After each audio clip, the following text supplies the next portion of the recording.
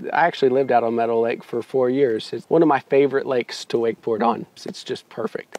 It's kind of a little secret, so shh. Hi, welcome to Dock Talk. This is Hunter Crone with the Lakefront Group. I'm here with Scott, and Scott is actually a Lakefront Group client. So how did you come about Meadow Lake? My wife and I have been married 17 years, and we've spent the majority of that time looking for a lake house. I grew up in and around the water. My family had a lake house growing up. We have 3 little kids under the age of 11. So this is something we've always wanted for our family, is to replicate the memories that I had growing up. And we landed on beautiful Meadow Lake, and we absolutely love it. We've loved our time here.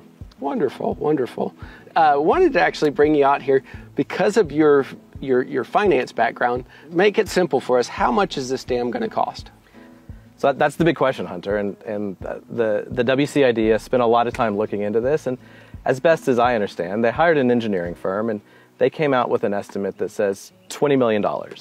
So of the $20 million, $5 million of that was for contingencies, so kind of overages and everything. Mm-hmm. In addition, the WCID has actionable quotes today for $6.5 million. So there's no overages on $6.5 million of the $15 million of actual costs. So where I think about it is it's somewhere between 15 and 20 million, with actually could go significantly lower than 15, but 15 to 20 million is the simple answer. So how much is that going to cost the individual homeowner on the lake? So that's a more complicated question. Before we talk about individual homeowners, let's first talk about who's paying the 15 to 20 million. So the great news about this is, let's just say it is 20 million. Let's say that all of these costs are taken into account. It is the high end.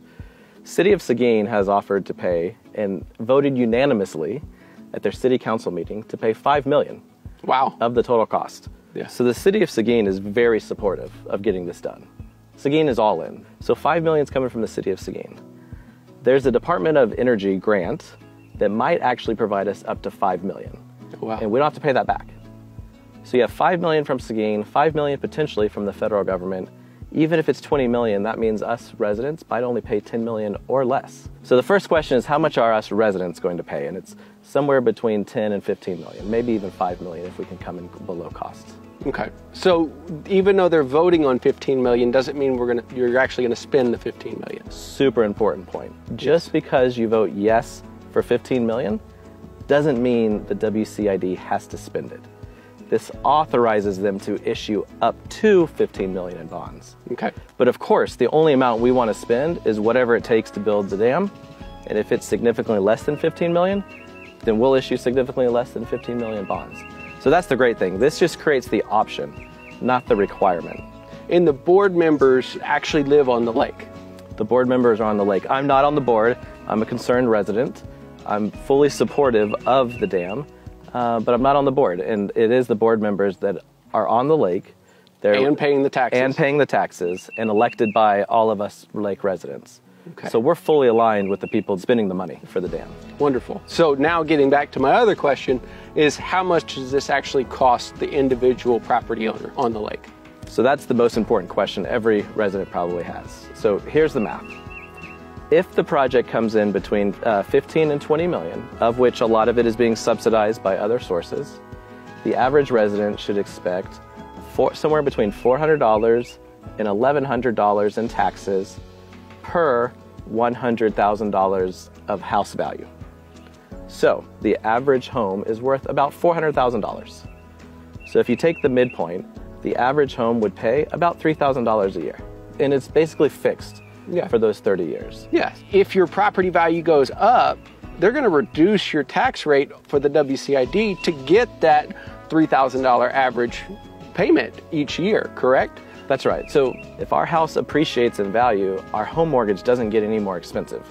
It's essentially a fixed amount over the life of the 30 years, over the life of the bond. Yeah.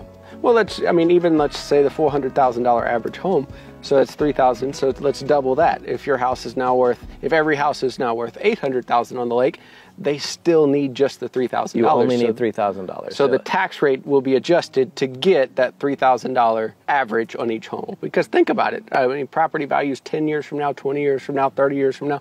I mean, the tax rate's going to constantly be lowered and lowered and lowered my math in my head is, would I rather pay $3,000 a year, on the average homeowner in taxes, or would I rather lose value? So as a real estate agent, question for you.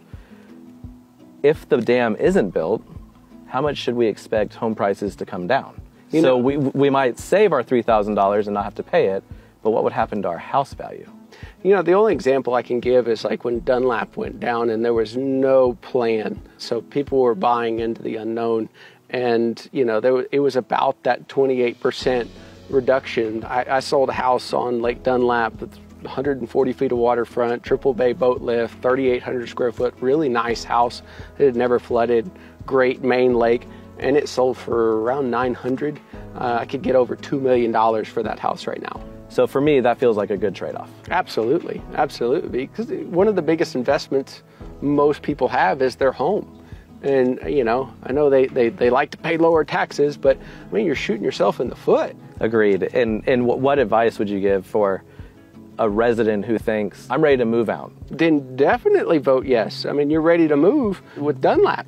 The second the vote passed, values jumped and people started selling at a lot higher prices. It was immediate. So even if you don't want to wait till the dam comes back, help get the vote, pass the vote, so your value will come back even before the dam comes back, before the lake's back.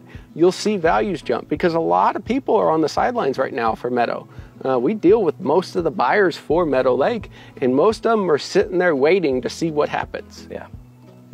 So vote yes to help to preserve all of our property values. Absolutely, 100%. Yes for propositions A, B, and C. That's right, and it is A, B, and C. All three have to pass. But early voting starts soon, so I encourage all of you to go out and vote early, encourage your neighbors to vote, and vote for Proposition A, B, and C. Election day is November 7th, so I hope to see you at the polls, and remember, vote for Proposition A, B, and C. Let's get Meadow Lake back.